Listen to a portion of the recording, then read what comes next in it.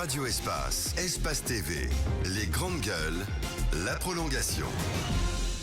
La prolongation sur Radio Espace, les grandes gueules pour votre plaisir. Mesdames et messieurs, merci à vous à l'international. Fonike Mengue est notre invité ce matin, je le disais tantôt. Il lui suffisait donc d'une petite signature pour recouvrer sa liberté. Mais il n'a pas courbé les chines. Il ne s'est pas incliné contre sa liberté. Il a choisi la prison et l'honneur. Fonike Mengue sort hier donc de prison après de longs mois de procès et d'emprisonnement. Sa libération est la conséquence d'un acte du CNRD en faveur des détenus politiques, tout comme d'autres dans le cadre du FNDC. Il s'est opposé au projet de nouvelle constitution et à l'avènement donc d'un troisième mandat pour Alpha Condé. Il est notre invité ce matin chez les GG Bafoudia Bangoura. Nous continuons le débat avec Fonike Mengue. Et avant la pause, on était sur la société civile, justement. Allez-y, Jacques. Ma question, j'y tiens. Allez-y, Jacques. Célèbre opposant d'Alpha Condé, et vous avez été bien accueilli. Les gens sont restés toute la nuit pour vous entendre, pour vous voir, pour vous toucher. Est-ce que ça vous donne des idées, Fonike Mengue? Plutôt, ça m'a donné une grande joie. Ok. La joie morale. Oui, mais dans le futur, la question de Jacques, c'est est-ce que demain, Fonike Mengue est leader politique ou pas du tout? Oui. Je suis acteur de la société civile. Oui. Je reste membre du FNDC. Ok. Donc, demain, on ne pourra pas retrouver Fonike Mengue, président de l'UFR, par exemple. Parce que hier, Sidi a dit ici, pour lui, il n'est pas opposé. Si je prends l'exemple comme ça, vite fait, parce que c'est lui qui l'a dit. En parlant d'âge. Je suis acteur de la société civile, je suis membre du FNDC. Toute décision. Pour le moment. Alors, ce troisième mandat, on sait que ça a été préparé, vous vous êtes opposé, le FNDC qui est composé d'activistes de la société civile, mais aussi d'acteurs politiques. Est-ce qu'à un moment donné, en allant à la présidentielle, est-ce que vous ne vous êtes pas dit, nous avons fait l'erreur de nous associer avec les politiques qui ont quand même pris part à cette élection? Non, ça n'a pas été une erreur. Ouais. En fait, on a utilisé les deux expériences, si vous voulez. Mm-hmm. Aux forces sociales, on était 100% société civile.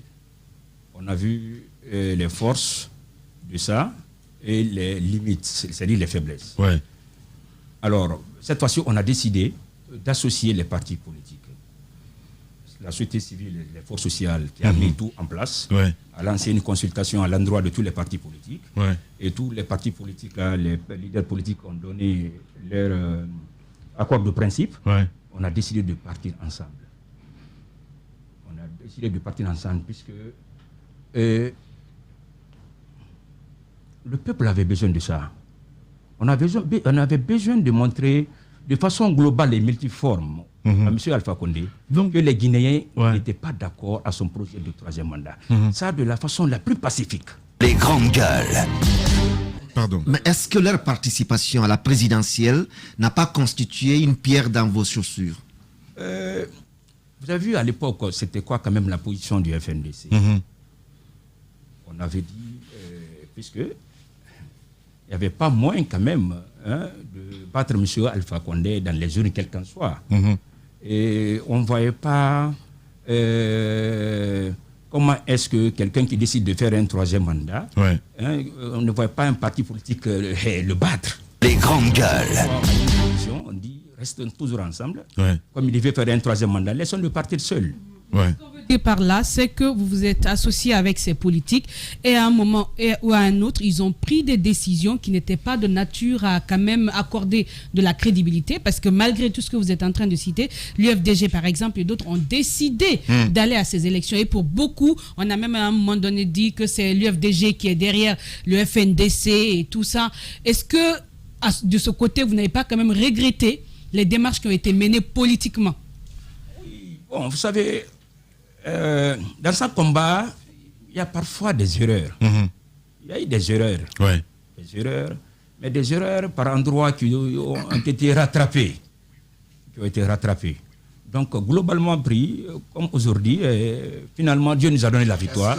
On peut dire que... Est-ce que les erreurs ont été rattrapées ou les erreurs vous ont rattrapé? Non, les erreurs ont été rattrapées puisque la coordination nationale du FNDC est toujours restée intacte. D'accord. Permettez-moi de vous poser peut-être deux questions. La première, le front, c'était pour la défense de la Constitution. Le régime Condé est tombé, c'est derrière nous maintenant. Est-ce que ceux-là sont la fin de votre lutte? C'est la première question. La deuxième, c'est le comité, le colonel Doumbouya a annoncé la mise en place d'un gouvernement d'union nationale. Si on vous faisait appel, est-ce que vous allez répondre? Par rapport à la première question, nous continuons le combat. Ouais. C'est pourquoi je demande au peuple de Guinée de rester toujours mobilisé.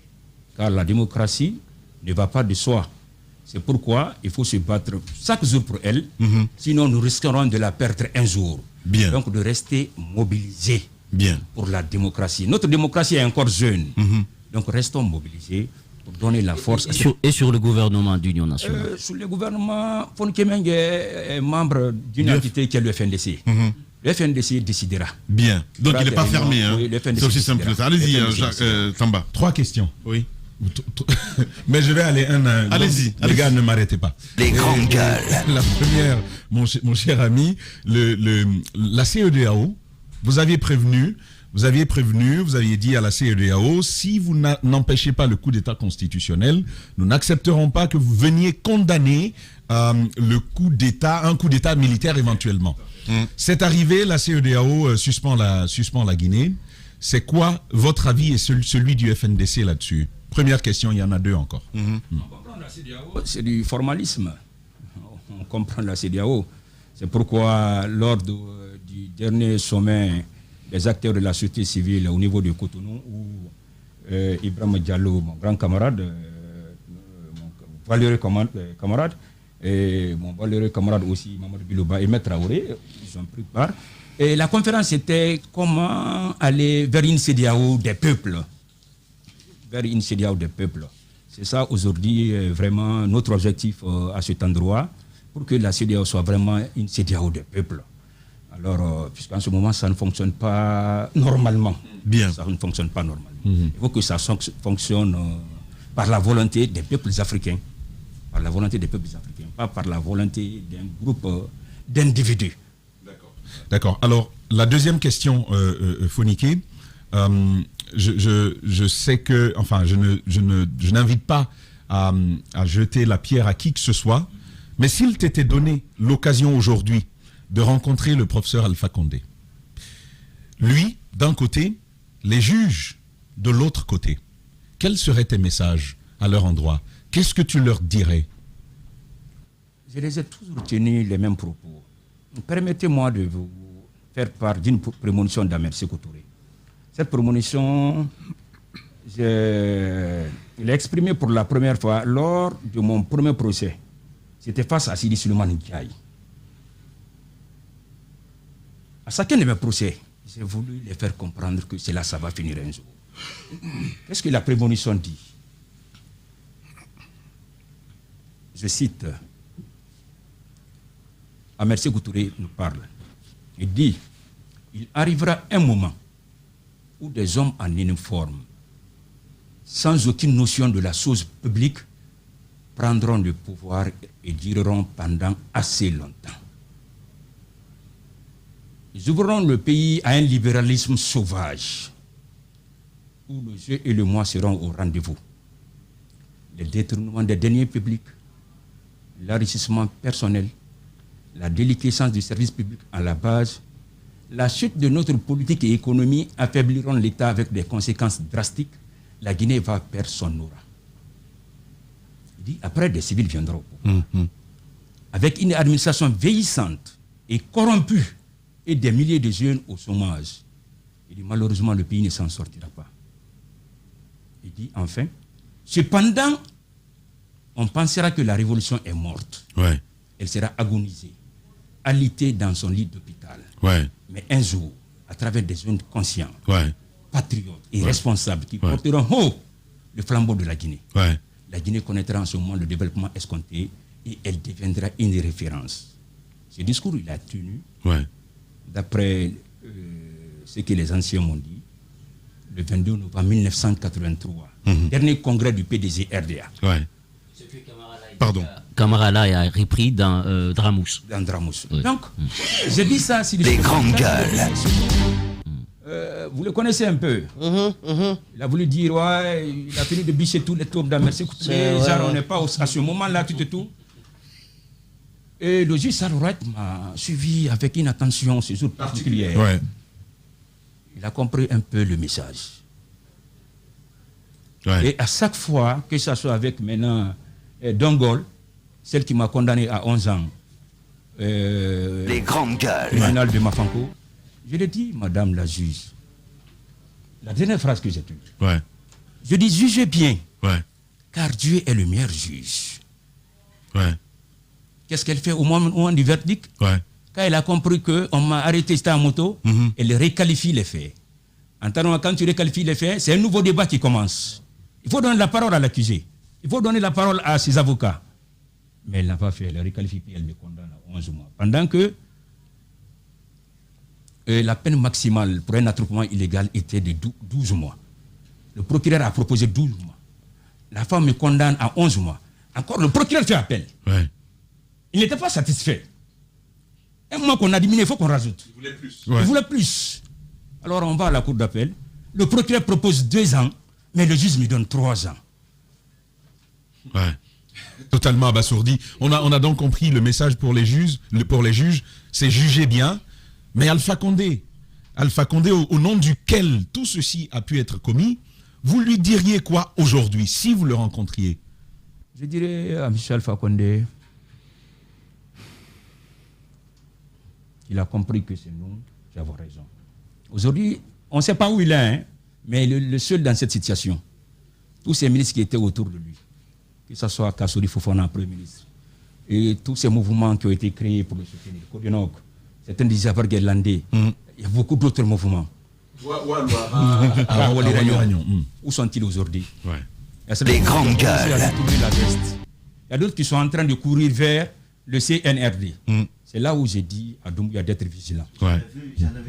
J'en ai vu plusieurs hier à 23, entre 23h01 et dans les chapiteaux, mais qui dorment là. C'est là où je lui Ah, dis... donc tu étais aussi à 23h. Oui, j'y étais. D'accord. Alors, faut c'est là où je lui dis d'être vigilant surtout. Ouais. Doumbouya, colonel Doumbouya. Ouais. D'être le Rawlings de la Guinée. Quand je dis Rawlings, ça veut beaucoup dire. Bien. Alors, allez, si tu permets, on dit que la prison enseigne. La prison enseigne, la prison transforme. On le voit dans la clarté de ton propos, dans la structure, et même le refus de la revanche. Phoniqué, en quelques mots, qu'est-ce que la prison t'aura appris? La prison, beaucoup le disent que la prison est une école. Une école où on n'a ni professeur, mais chaque jour que Dieu fait, Ouais. tu apprends beaucoup de choses. C'est l'école de la vie, quoi. Mais Ouais. j'ai trouvé qu'il Ouais. y a une meilleure école que la prison. Ouais. C'était l'hôpital. Bien. L'hôpital. Quand j'ai fait un mois à l'hôpital, 1 mois et quelques, j'ai compris que l'être humain n'est rien. Comme le dit Amadou Ampateba, que l'homme est un être qui est tout et rien. Il est tout parce qu'il a une parcelle de puissance créatrice. L'homme peut faire tout ce que vous voyez là, mais il n'est rien aussi puisque la simple piqûre parfois d'un moustique peut l'empêcher de se lever. Ouais. À l'hôpital, je voyais des grands gaillards costauds qui ne pouvaient pas marcher d'eux-mêmes, qui ne pouvaient pas se tenir d'eux-mêmes, qui sont assis dans un fauteuil roulant. Je voyais des jolies filles qui étaient métamorphosées par la maladie. Chaque jour, c'est des pleurs, des sanglots de pleurs. À chaque jour, on enregistrait des morts. Moi, mes 2 voisins, la première était une femme. Elle était décédée. Je finis de prier vers 17h. Je rentre dans sa cabine, puisque je le faisais tout le temps, pour venir demander est-ce que ici, elle va bien. Ça commence à aller chez elle, à ses enfants qui étaient là, ses filles. Elles m'ont dit oui, j'ai trouvé la vieille un peu courbée comme ça. Au moment où je priais, la prière de 17h, en ce moment, la vieille est décédée. Un autre vieux est venu, un Malien d'origine, avec ses nombreux enfants. Lui aussi, il est décédé à côté de moi. Mais je me suis dit, est-ce que le procès, je ne suis pas... Ouais, je comprends très bien. En quelque sorte, Ouais. le procès est sur la liste. Allez-y, Moussa, dernière question. Vous comprenez? Ouais. Donc, l'hôpital, quand vous faites même une semaine à l'hôpital, ouais, vous d'aller faire attention.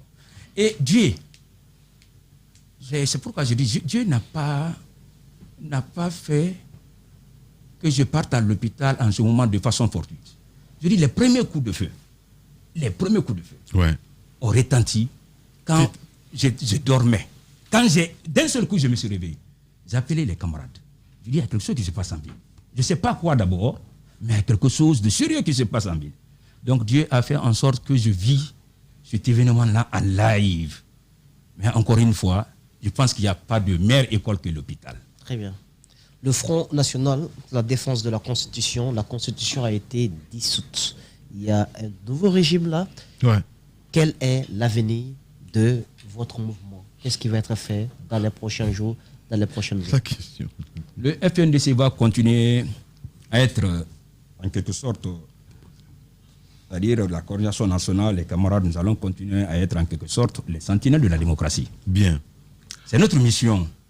Cette mission, on va l'accomplir à l'image de ce que Franck Fanon nous a dit à titre posthume dans son livre Les Damnés de la Terre. Il dit, dans une relative opacité, chaque génération doit découvrir sa mission. L'accomplir ou la trahir. Donc on a découvert notre mission. Nous allons l'accomplir. Bien. Ça, nous allons l'accomplir de la plus belle des manières. Nous allons continuer en ce sens. Bien. Nous continuerons d'être les sentinelles de la démocratie en Guinée. Voilà. Founiké Mengué, en exclusivité ce matin chez les GG. Dans cette émission, nous avons cette rubrique. Les grandes gueules. La minute, oui ou non. Un feu roulant de questions avec une seule réponse possible. Oui ou non. Langue de bois, s'abstenir. Bois, s'abstenir. Il n'en a pas l'air ce matin, évidemment. Daouda Mohamed, première question, oui ou non? Oui ou non, aujourd'hui, Founiké Mengué veut que Alpha Condé vive un nouveau régime civil. Ça ne dépend pas de moi. Bien. Oui ou non, Jacques Leval et non? Oui ou non, pour les victimes qui sont tombées, vous demandez un procès? Oui, je demande un procès. De Tamba, oui ou non? Alors, oui ou non, vous ne l'avez pas prévu, mais vous bénissez le ciel d'avoir obtenu cette expérience-là. Okay. Oui, tout à fait. C'est pourquoi j'ai dit que je suis fier du colonel Doumbouya. Mon cher ami, je lui fais confiance jusqu'à preuve du contraire. Vous aurez quelques minutes là avant de... Oui ou non, dans votre détention, vous êtes la seule. À un moment donné, vous êtes senti abandonné par vos amis? Non, je n'ai jamais été abandonné par mes amis, je n'ai jamais été abandonné par le peuple de Guinée. Oui ou non, Moussa Moïsi là? Oui ou non, vous pensez que certains dignitaires, à commencer par le chef de l'État, de l'ancien régime, doivent répondre de leurs actes? Je parle là de crimes économiques devant la justice. Oui. Nous passons à cette autre rubrique. Les grandes gueules. Le jeu des photos, une perception, une idée, un mot pour définir un leader d'opinion, une personnalité politique guinéenne. Oui, avec Founiké Mengué, notre invité ce matin, on va vous proposer des photos à la télévision évidemment et derrière à la radio. Allez-y mon cher Daouda Mohamed Kamara. Amadou Damaro Kamara. Amadou Damaro Kamara. Bon, je n'ai pas pratiqué. Je vois à la télé. Toujours vu à la télé. Qu'est-ce que vous pensez de lui? Quand même, c'est un grand politicien. C'est quelqu'un qui aidait beaucoup le RPG. Parce que c'est sorti médiatique à l'époque, surtout à chaque fois qu'il venait ici. À chaque fois qu'il s'agissait, en tout cas, d'une question politique, il a toujours défendu bien quand même le RPG. Ouais. Donc, on va dire droite dans ses bottes. Allez-y, Jacques Levaleno. Sanossi Bantamasso. En quelques mots. En 2 mots. Lui, je ne le connais pas. Bien, allez-y. Sidi Souleymane. Sidi Souleymane, aujourd'hui, il a compris que c'est le FNDC qui avait raison.